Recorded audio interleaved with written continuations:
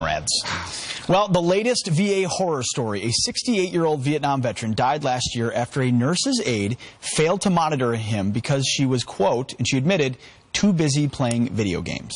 Here to weigh in, Policy Director for Concerned Veterans for America, Dan Caldwell. Dan, good morning. How you doing?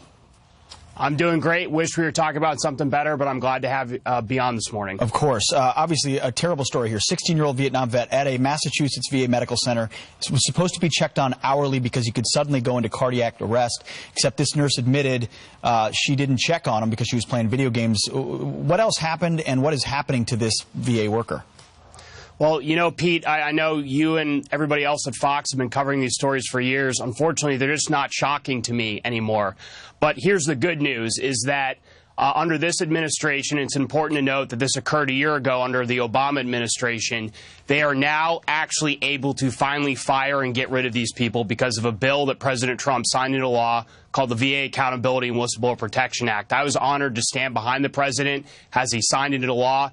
This bill greatly shortens the amount of time it takes to fire a VA employee. Instead of sometimes years, it's now going to take weeks. And Secretary Shulkin has said that they are in the process right now of firing this individual. And that is good news. Things are starting to change at the VA. There's still a lot of work to do, but I think this is a real success story of this administration. We don't hear a lot about it, but I think we do need to hear more because they are starting to do good things at the VA.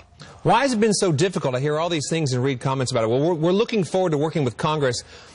This seems like an area where there shouldn't be any red tape in fixing the issues. I mean, these people have gone and laid it down for our country as far as in battle. It's like, and they come home to these situations that aren't even in regular hospitals, and this is supposed to be for them. Like, help me understand why this is still going on.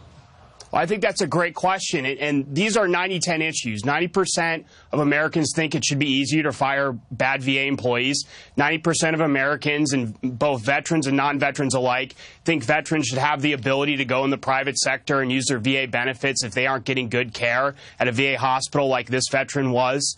But here in Washington, D.C., you have a lot of special interests that benefit from the status quo at the VA. Groups like the Federal Employees Union, the American Federation for Government Employees, that just want more money going in the VA system so they can get more employees and more due-paying members.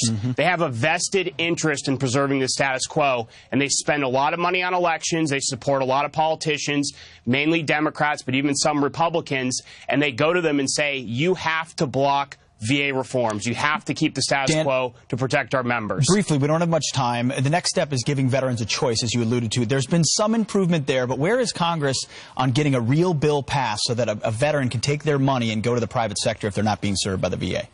They're working on bills right now. They have a couple drafts. There's some positive reforms. They still got to make some improvements, but they need to give vets real choice, not fake choice, and allow them to choose their doctor because they chose to serve their country, and that's what they deserve. Because fake choice is when you still have to ask a VA bureaucrat permission to go to the outside as opposed to making that choice yourself if you're a veteran.